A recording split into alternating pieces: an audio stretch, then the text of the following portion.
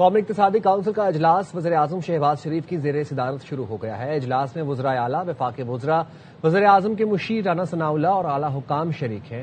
مزید تفصیلات بتائیں گے، اجلاس کا احوال جانیں گے ہم۔ ڈپٹی بیورو چیف اسلام آباد اظہر فاروق ہمارے ساتھ موجود ہیں، بتائیے اظہر۔ جی، قومی اقتصادی کونسل کا اجلاس وزیر اعظم شہباز شریف کی صدارت میں اس وقت جاری ہے۔ چاروں صوبوں کے وزرائے اعلیٰ اور اعلیٰ حکام اس اجلاس میں شریک ہیں۔ قومی اقتصادی کونسل میں وفاق کا 1050 ارب روپے کا ترقیاتی بجٹ پیش کیے جانے کا امکان ہے۔ قومی اقتصادی کونسل میں 4194 ارب روپے کے ترقیاتی بجٹ کو پیش کیا جائے گا۔ اس کے ساتھ ساتھ قومی اقتصادی کونسل کے اجلاس میں صوبوں کے لیے 3138 ارب روپے کے ترقیاتی بجٹ کو بھی پیش کیا جا سکتا ہے۔ ذرائع کا یہ بھی کہنا ہے کہ قومی اقتصادی کونسل کے اجلاس میں چاروں صوبوں کے وزرائے اعلیٰ اپنی اپنی مختلف تجاویز بھی پیش کریں گے۔ اس اجلاس میں پنجاب کا 1450 ارب روپے کا ترقیاتی بجٹ پیش ہوگا، جبکہ سندھ کے لیے 816 ارب روپے کا ترقیاتی بجٹ اور اسی طریقے سے خیبر پختونخوا کے لیے 564 ارب روپے کا ترقیاتی بجٹ پیش ہوگا۔ کونسل کے اجلاس میں بلوچستان کے لیے 308 ارب روپے کا ترقیاتی بجٹ پیش ہوگا اور تفصیلی غور و خوض کے بعد اس حوالے سے جو مختلف ترقیاتی بجٹ ہیں ان کی اپروول آج قومی اقتصادی کونسل کے اس اہم ترین اجلاس میں دی جائے گی۔ بہت شکریہ اظہر۔ امریکہ اور ایران نے پھر ایک دوسرے پر حملے کیے ہیں۔ ایران کے مختلف علاقوں پر امریکی حملوں کے بعد پاسداران انقلاب نے اردن، بحرین اور کویت میں امریکی اڈوں کو بیلسٹک میزائل اور ڈرون سے نشانہ بنایا۔ پاسداران انقلاب نے بحرین میں امریکی بحریہ کے 5th فلیٹ پر بھی حملے کا دعویٰ کیا ہے۔ ایران پر امریکی دفاعی حملے سے قبل وائٹ ہاؤس کے سچویشن روم میں اجلاس ہوا۔ اسپیکر مائک جانسن کا کہنا ہے کہ وہ صدر ٹرمپ، نائب صدر JD وینس کے ہمراہ سچویشن روم کے اجلاس میں شریک تھے۔ امریکی حملے ایران کے خلاف متناسب اور محدود رد عمل ہے۔ امریکی فوج نے ایرانی ریڈارز اور missile command and control sites کو نشانہ بنایا۔ امریکی صدر ڈونلڈ ٹرمپ نے کہا ہے کہ ایران نے ہیلی کاپٹر مار گرایا، ہم جواب دے رہے ہیں۔ امریکی رد عمل بہت مضبوط اور طاقتور ہے۔ امریکی صحافی سے ٹیلی فونک گفتگو میں صدر ٹرمپ کا کہنا تھا کہ ان کے خیال میں ایران کو جواب دینا بہت ضروری تھا۔ اس سے پہلے سوشل میڈیا پر جاری بیان میں صدر ٹرمپ کا کہنا تھا کہ ایرانی حملے میں ہیلی کاپٹر گرا، تاہم دونوں پائلٹس محفوظ ہیں۔ ایران کو منہ توڑ جواب دینا ناگزیر ہو چکا ہے۔ ایرانی نائب وزیر خارجہ کاظم غریب آبادی کہتے ہیں امریکی آپاچی ہیلی کاپٹر کو جان بوجھ کر نشانہ نہیں بنایا۔ الجزیرہ کو انٹرویو میں ان کا کہنا تھا واقعے کے پیچھے ایران کا کوئی ہاتھ نہیں تھا، لیکن خطے میں کشیدہ صورتحال کے باعث اس نوعیت کے واقعات غیر ارادی طور پر بھی پیش آ سکتے ہیں۔ کاظم غریب آبادی نے مزید تفصیلات فراہم نہیں کی، لیکن ان کا کہنا تھا موجودہ سیکیورٹی اور عسکری تناؤ کے ماحول میں غلط فہمیوں یا غیر متوقع واقعات کے امکانات بڑھ جاتے ہیں۔ امریکی عہدیدار کے مطابق امریکی ہیلی کاپٹر سے ایرانی ڈرون ٹکرایا تھا، لیکن ابھی تک یہ ثابت نہیں ہوا کہ ایسا جان بوجھ کر کیا گیا۔ تحقیقات جاری ہیں۔ ایرانی وزیر خارجہ عباس عراقچی نے ترک اور سعودی ہم منصب سے ٹیلی فونک رابطہ کیا ہے۔ عباس عراقچی نے وزرائے خارجہ کو ایران پر امریکی جارحیت کی تفصیلات سے آگاہ کیا۔ عباس عراقچی نے کہا ایران ہر جارحیت کا پوری طاقت کے ساتھ جواب دے گا۔ ایران کے خلاف امریکی جارحیت کی مذمت کرتے ہیں۔ خطے کے تمام ممالک اپنی سرزمین ایران کے خلاف استعمال ہونے سے روکیں۔ خلیج فارس کے جنوبی ساحلی ممالک پر صہیونی اور امریکی فوج کو سہولتیں نہ دینے کی ذمہ داری عائد ہوتی ہے۔ کسی بھی ملک کی تنصیبات ایران کے خلاف استعمال ہوئی تو انہیں نشانہ بنائیں گے۔ اپنے دفاع کے لیے حملوں کی جگہ اور جارحیت کے لیے استعمال ہونے والے اڈوں کو نشانہ بنایا جائے گا۔ اقوام متحدہ اور سلامتی کونسل بین الاقوامی امن و سلامتی برقرار رکھنے کی ذمہ داری پوری کرے۔ چین کا کہنا ہے امریکہ اور ایران کو مذاکرات کے اہم مرحلے پر کسی بھی فوجی تنازع کو ہوا نہیں دینی چاہیے۔ ترجمان چینی وزارت خارجہ نے مزید کہا ایران، امریکہ اور اسرائیل اختلافات کو سیاسی اور سفارتی ذرائع سے حل کریں، مشرق وسطیٰ کی صورتحال بہتر کرنے کے لیے ٹھوس اقدامات کریں، فریقین تحمل کا مظاہرہ کریں اور دشمنی کے اقدامات کو روکیں۔ ترجمان نے مزید کہا امریکہ، ایران اور اسرائیل کے درمیان 3 ماہ سے جاری تنازع نے مشرق وسطیٰ کو شدید متاثر کیا ہے۔ اختلافات یا تنازعات فوجی کارروائیوں یا طاقت سے حل نہیں کیے جا سکتے۔ ایران سے معاہدہ کب ہوگا؟ امریکی نائب صدر JD وینس کے پاس بھی واضح جواب نہیں۔ JD وینس کہتے ہیں ایران کے ساتھ ڈیل اگلے ہفتے ممکن ہے، لیکن ایسا بھی ہو سکتا ہے ایران ڈیل میں کئی ماہ لگ جائیں۔ Iran deal mid term election سے پہلے ہو جائے گی۔ صدر ٹرمپ 2 سے 3 روز میں ایران ڈیل پر دستخط کا امکان ظاہر کر چکے ہیں۔ مشرق وسطی میں کمزور جنگ بندی سنگین خطرات پیدا کر سکتی ہے، جس پر پاکستان کو تشویش ہے۔ حالیہ واقعات نے فوری سفارتی کوششوں کی ضرورت کو اجاگر کیا ہے۔ پاکستان مستقل مندوب عاصم افتخار کا اقوام متحدہ کی سلامتی کونسل سے خطاب۔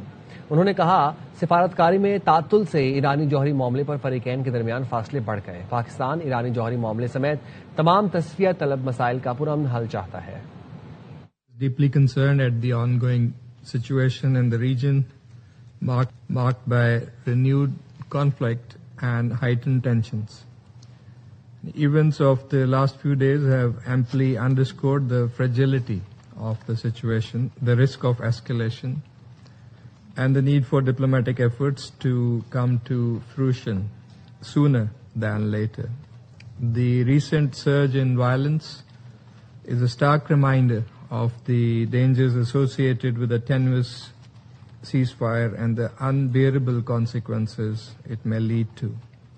The cycle of violence and instability must end for the good of regional and international peace, security and prosperity. امریکی صحافی ڈیوڈ روڈ کے اغوا میں ملوث طالبان کمانڈر کو 42 سال قید کی سزا سنا دی گئی۔ نیو یارک ٹائمز کے مطابق امریکی صحافی 2 ساتھیوں سمیت 7 ماہ تک حاجی نجیب اللہ کی قید میں رہے۔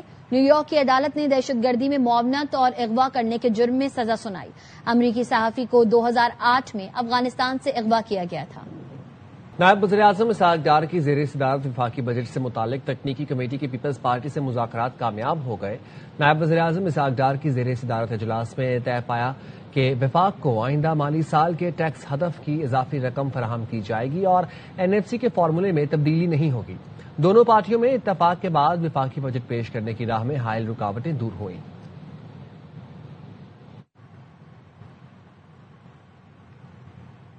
وزیر اعظم کی مشیر رانا ثناءاللہ کی پروگرام خبر میں سینئر اینکر پرسن عبد المالک سے گفتگو میں اہم باتیں۔